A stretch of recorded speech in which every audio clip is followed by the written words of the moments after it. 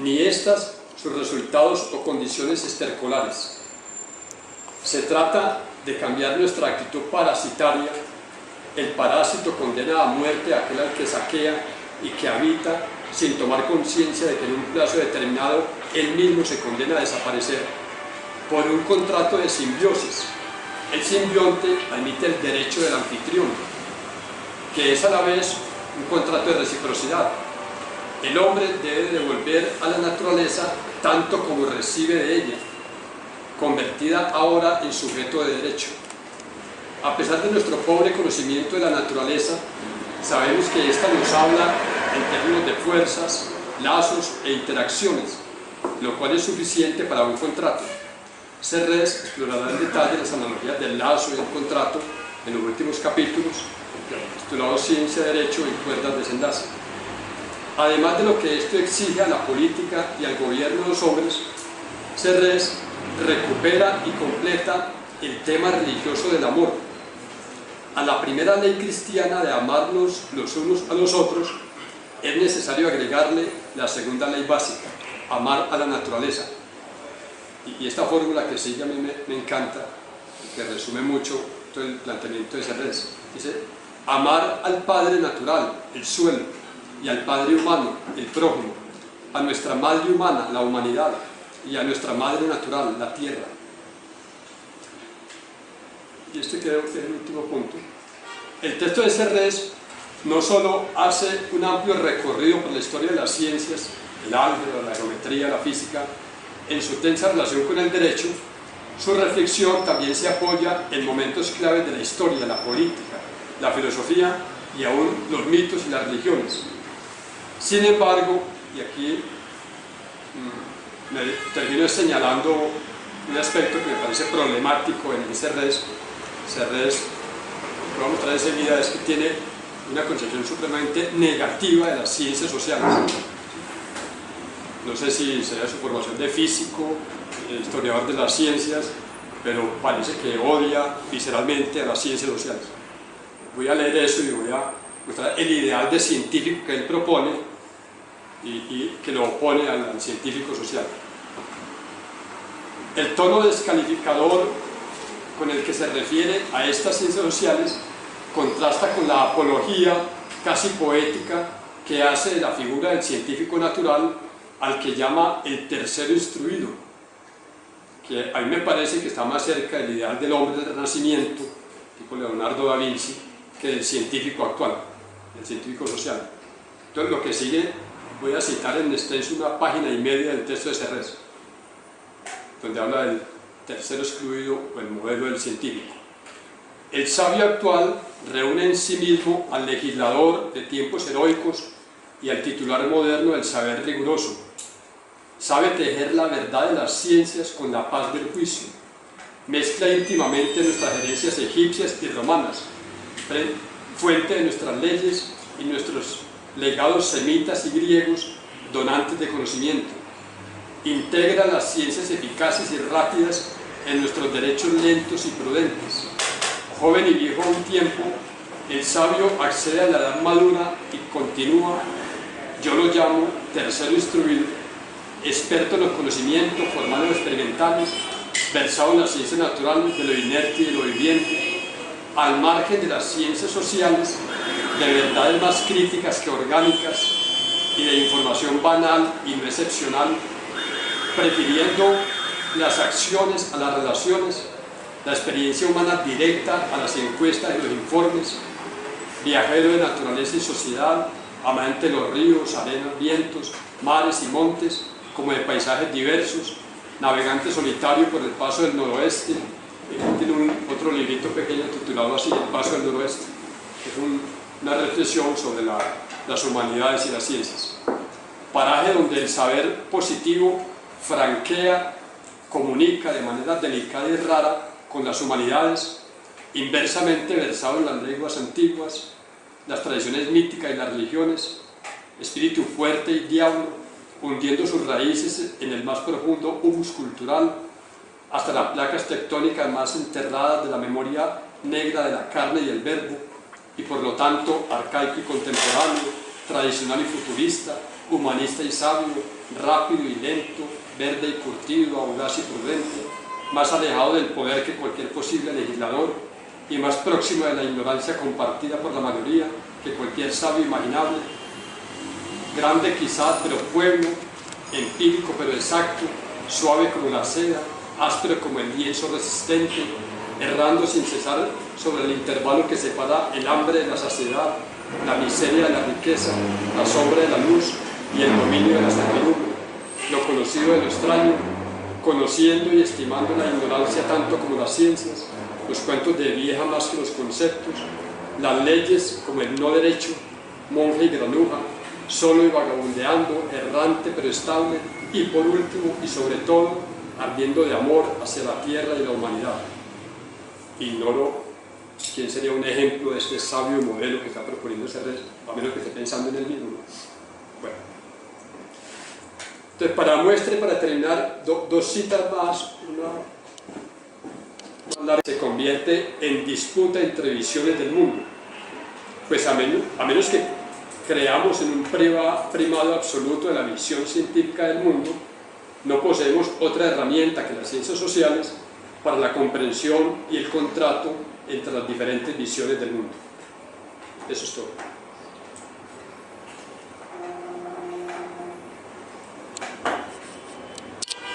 No, tal vez sobre lo polémico que puede significar el entender que las ciencias sociales terminan siendo un mecanismo, llamémoslo del Estado, el sistema o el modelo imperante, o el poder, entre comillas, para tener la información total de lo que todos hacen, o todos sienten, o todos piensan, si es que llegamos a pensar. Parece que de pronto es una exageración, ¿no? Es una población pensar que las ciencias sociales, casi que la estadística sería casi que el ejemplo de ello, pues que la estadística en últimas termina siendo una ciencia pero que sirve para todos. O por ahí decía un escritor que le gusta a muchos que hay tres tipos de mentiras. Una son las pequeñas mentiras, las grandes mentiras y las estadísticas.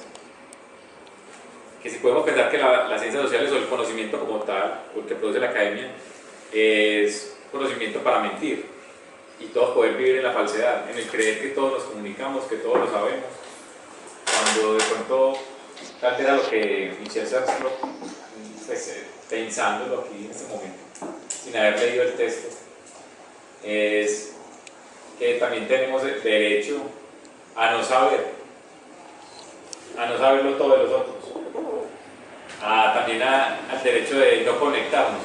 Por ejemplo, cuando en los países, cuando hay agendas de conectividad,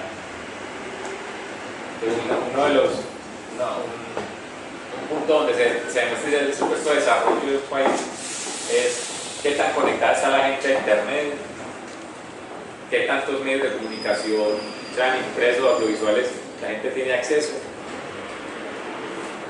Si en verdad, no saliéndonos de la crítica a las ciencias sociales, sino si pensamos en la crítica a los medios y a la información, si en verdad la búsqueda de la libertad puede ser también un poquito la invitación que él hacía ahí, o sea, una invitación a desconectarnos. Sí, disculpe, antes de que me olvide lo que estaba pensando. Yo estoy de acuerdo contigo, por eso digo que me parece problemática esa visión que tiene las ciencias sociales. Sin embargo, quisiera decir algo a favor de Serres. Yo creo que todo el mundo sabe que la sociología, cuando Comte la propuso como una ciencia positiva, Comte tenía muy claro que la sociología era una ciencia para que el gobierno evitara las revoluciones, una ciencia para controlar a la sociedad. Comte era un espíritu conservador que veía muy negativamente lo que había pasado en la Revolución Francesa. Entonces se apropió de los términos de Newton, estática y dinámica, para decir que la sociología debía estudiar de esa manera cómo se transforma, como progreso de la sociedad, pero en orden, sin revoluciones. Recuerden que progreso y orden fue el lema positivista que todavía está en el escudo del Brasil, en algunos escudos. Progreso y orden. Progresemos, porque somos científicos positivos, pero sin revoluciones. Era el lema de Comte y del positivismo. Entonces, la sociología fue concebida como una ciencia con pretensiones policiales, con pretensiones de cómo le damos una herramienta al gobierno para que controle a la sociedad. ¿Sí? Fue después de Marx, ¿sí? y en el siglo XX, la Escuela de Frankfurt, bueno, que empezó a hablarse de sociología con adjetivo, sociología crítica o ciencias sociales críticas, porque no se agregaban los adjetivos críticas, les quedaban ciencias sociales positivas al servicio del poder, ¿sí? La economía, que la estadística, que el mismo derecho, ciencias positivas al servicio del poder efectivo. Entonces, Serret, por un lado, me parece a mí que tiene razón en cuanto al origen, pero parece que no tomar en cuenta todo el debate interno de esta ciencia y de toda la forma como se han transformado.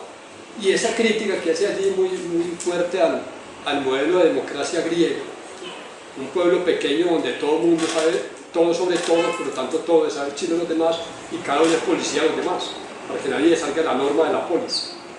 Yo, cuando leía eso, pensaba en un dicho de nuestros viejos: pueblo pequeño, infierno grande.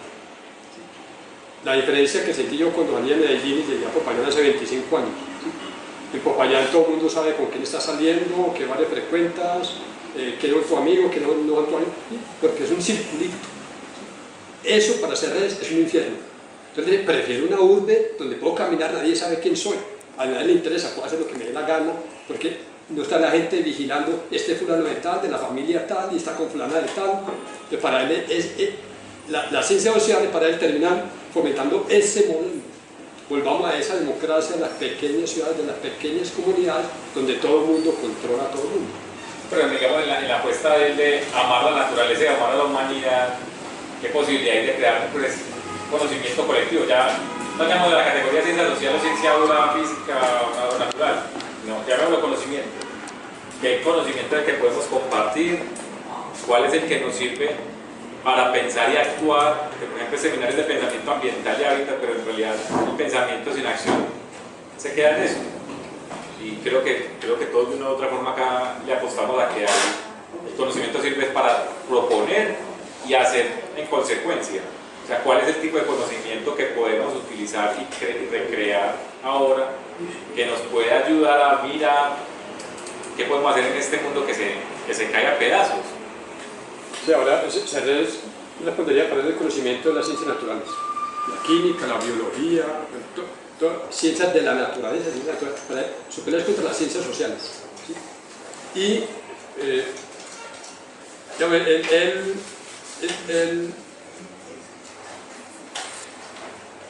no, voy a dejarlo allí para que sea otra pregunta.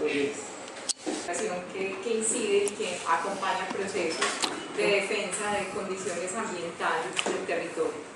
También es una organización que se esmera por aprender de su práctica social y de las experiencias de cada una de las organizaciones, que acompaña procesos socioambientales y que moviliza los temas ambientales, se mantiene ahí vigente.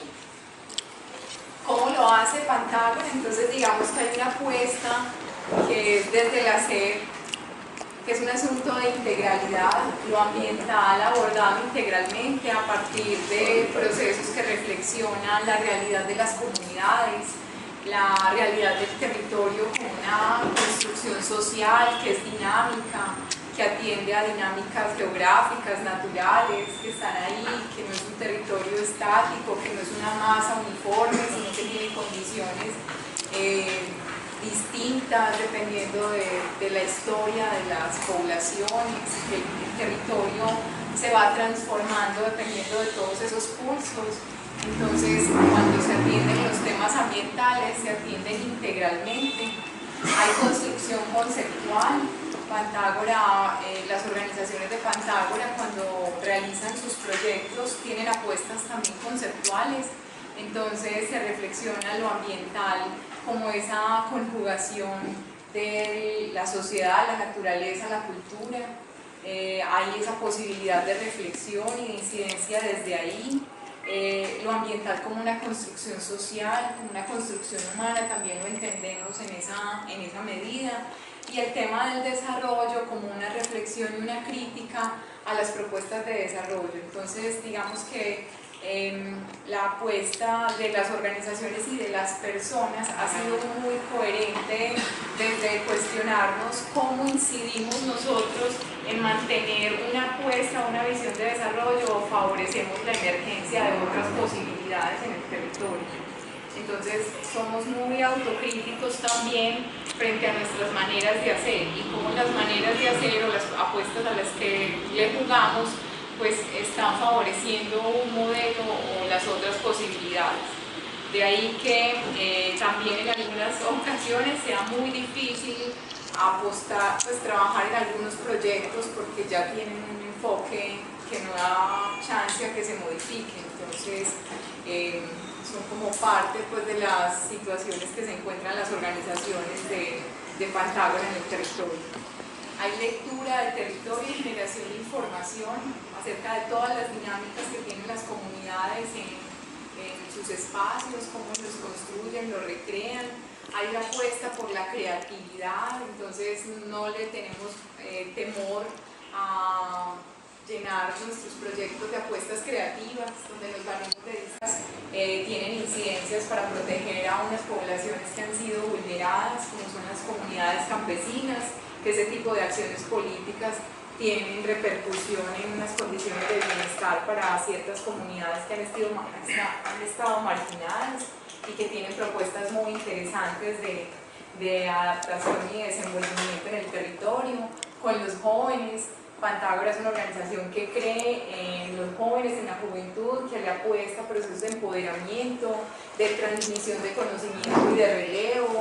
Entonces hay ejercicios de voluntariado, de liderazgo juvenil ambiental, está como esa apuesta en potencializar experiencias de jóvenes. De hecho ahí está el colectivo Ambiental AMA, que trabaja con un tema de activismo que mueve mucho a la juventud y lo involucra en estos procesos.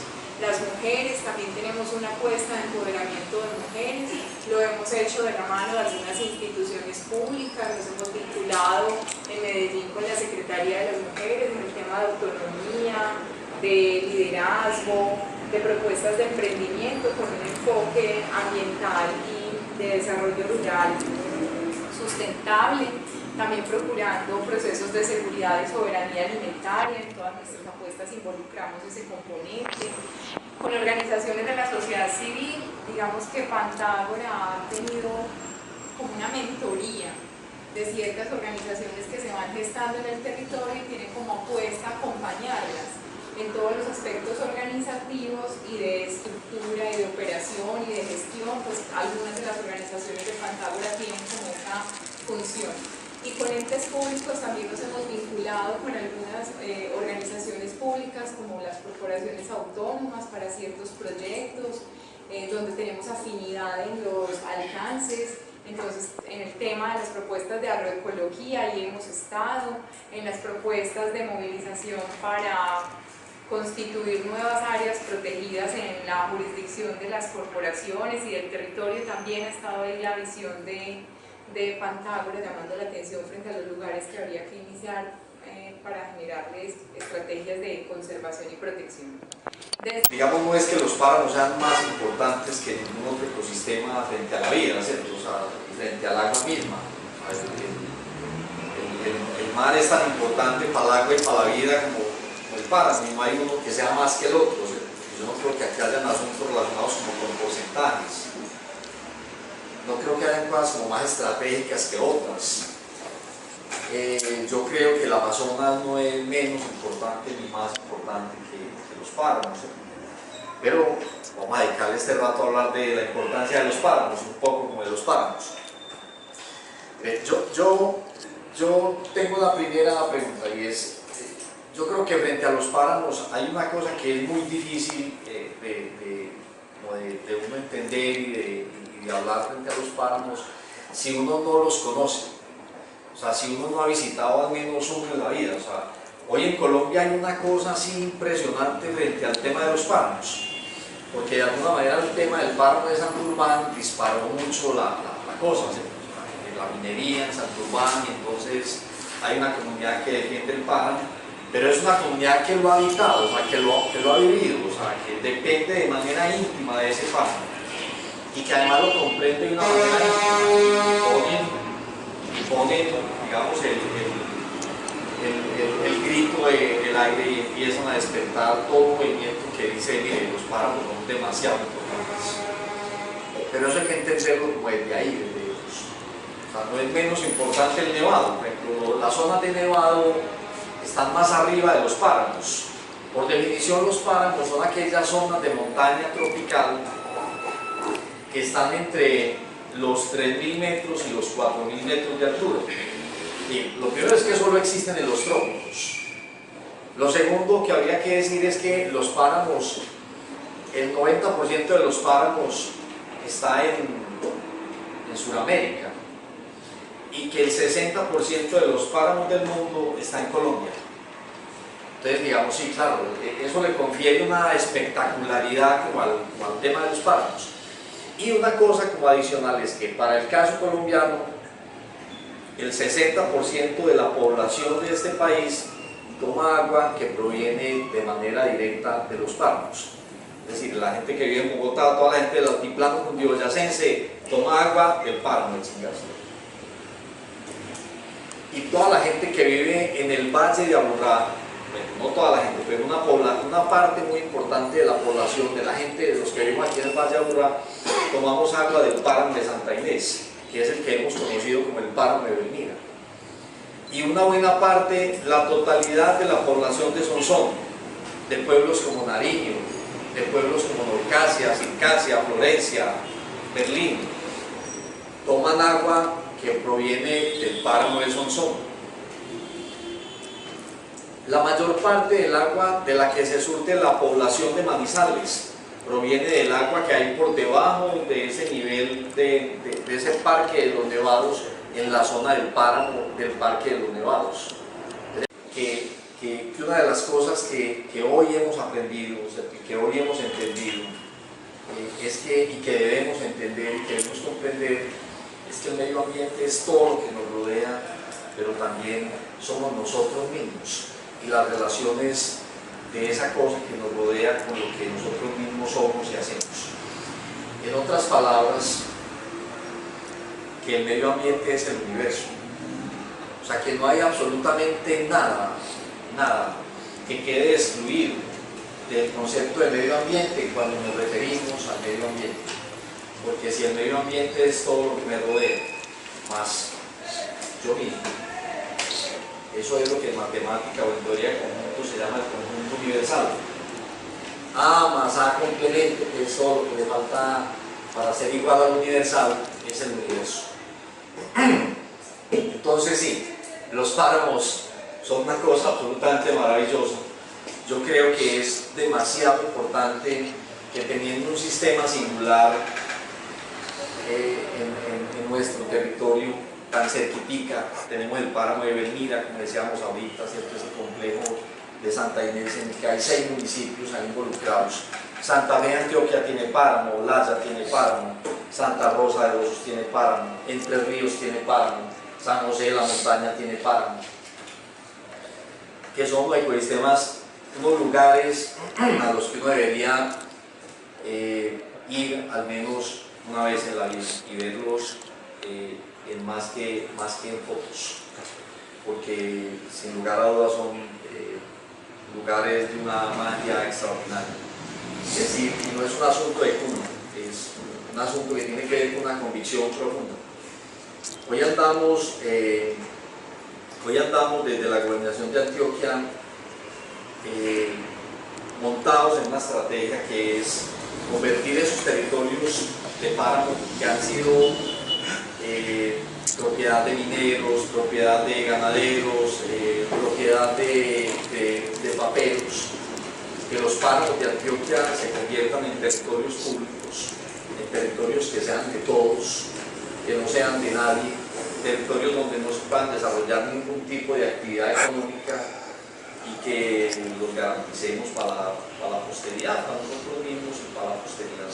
Y esa tarea es una tarea en la que estamos trabajando y que nos tiene bastante contentos, pero a la que habrá que seguirle poniendo todas las fuerzas porque es una tarea importante. Muchas gracias.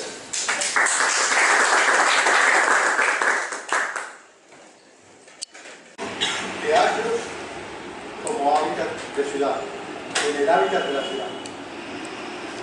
Pero sigamos. El primer teatro, a ver, hablamos de los teatros, los de Guayaquil. Hay un corpus de teatro porque Guayaquil tiene su ambiente. Está Balcanes y Colón, Medellín, Granada, el Bolivia y el Quembe. El Quembe. ¿Cómo así? Habla mal, acabo ya. Bueno, listo. Entonces, ¿qué ocurre? Están los teatros de allá, los teatros de pistoleros y los teatros de karate y las películas mexicanas. Hay un público para eso.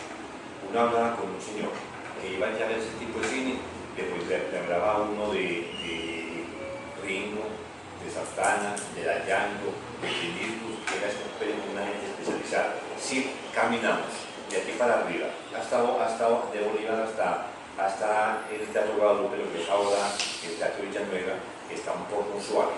Entonces uno salía los domingos, dice para confenar, y se apoyaba en una película italiana muy inocente, pero no la conocía. Después cogía el centenario sagrado, que es la calle Maracaibo, Guadalupe, el CID, que era el teatro más importante, más grande, construido por Roberto Salmona. Estaba un teatro más o menos de medio pelo, que era Radio City, y un gran teatro de estrenos, y seguimos hasta el Alvarino, vamos para Versalles, hasta el Dus, y al frente el DIR. ¿Qué ocurrió? Pues los teatros de un golpe desaparecieron. Solamente queda el DIR, queda el Sinfonía, el Ópera se fue, convertido en centro comercial. Queda el Junín también cerrado, y el Metroavenida cerrado, Cinería cerrado. ¿Qué ocurrió con Medellín? El Lilla, perdón, y el Capitol Viana, que eran ya donde es zona tanto en Perú con Parací. ¿Qué ocurrió? Los teatros subieron metamorfosis, ya no éramos unos soñadores de celuloide, a ver la cantidad de cine, al final despiertos, sino que muchos se convirtieron en centros religiosos. Muchos no funcionaron, olvidé mencionar el cinecentro. No funcionaron. Hablando ya para terminar, ya que Guillermo se habló conmigo, pasa lo siguiente.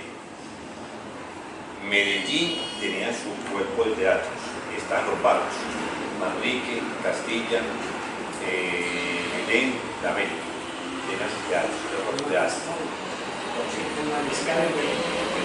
¿Qué ocurre? Llega el momento exacto en que Medellín absorbe toda la cultura de la ciudad. Los teatros de esos entornos desaparece el Teatro Luz, el Manrique, el Cervantes, desaparece Castilla, desaparece el Santander, el Tropicana, el Rivoli, el Colombia y el Teatro Rojo, ¿cierto? Que esa no lo conocí, pero no lo mencionó ahí. ¿Y qué ocurre? Medellín absorbe esos teatros, se vuelve el centro no solamente de la ciudad, sino del departamento.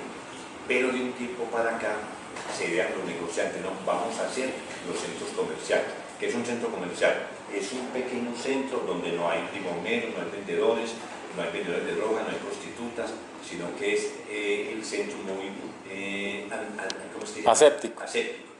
Un centro libre. El primero fue el centro fue Camino Real. No, el de la historia, el Camino Real, pero no había teatros. Pero después empezaron a hacer alrededores centros comerciales con el gancho de las salas pequeñitas. Exacto, sí.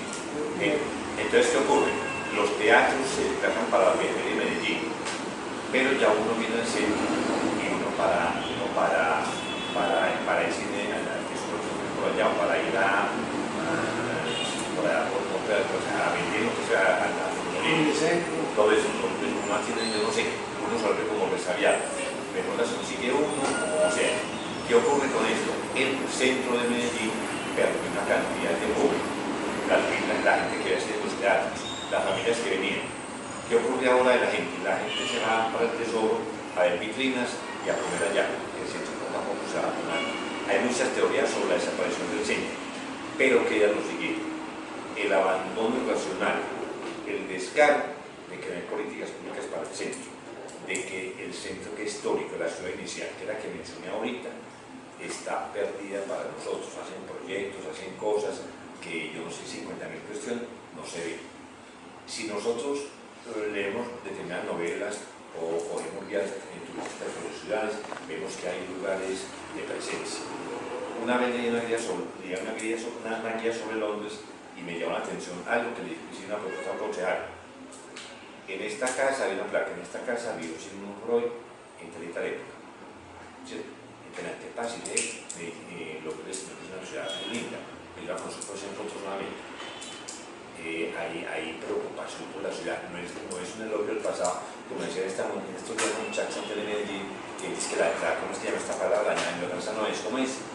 No está la palabra que nosotros estamos mucho, no es la persona de la ciudad. Nosotros tenemos derecho a tener una ciudad donde nos conozcamos, donde haya puntos de contacto, una ciudad que nosotros sentimos viva, que sepamos que aquí pasó esto, pero con una reminiscencia falsa, sino una ciudad que se enriquece con eso. Usted va a Medellín, cuando toman un teatro, cuando toman un edificio, las personas que iban allá quedan descontextualizadas. Lo que hagamos nosotros con el centro solamente a tomar tinto, ir a salir tal parte, a beber lo que sea, pero no la ciudad cultural. Nunca hubo políticas públicas sobre eso. Y como decía un indígena ahorita, cuando se tumba un árbol, hay que rezar, o se invade con todo. Medellín no, Medellín es un caos, a pesar de que se hable, de que haya eslóganes como Medellín la más innovadora, Medellín la más educada, etc. La pura carreta. Medellín poco a poco se convierte en el centro, se convierte en la periferia, y la ciudad se va para allá, para otros lugares, pero la ciudad centro histórico se ha perdido. No digo más porque ya está muy cansado. Voy a dejar un libro. ¿Cómo lo rifo? ¿A dedo o un número? Listo. No juegan Álvaro, porque a Álvaro no le gusta leer ni Guillermo. No está leer, ahí lo veo bien. Ahí lo veo, no, lo que pasa es que yo lo quiero. Yo lo quiero. Pedro, ya te tengo.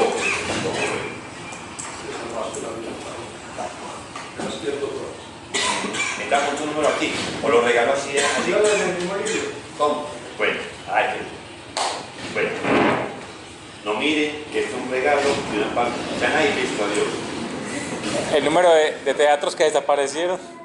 Bueno, un número del 1 al 20. ¿Cuál? No se le va a dar, No, es que lo haga, pero otro.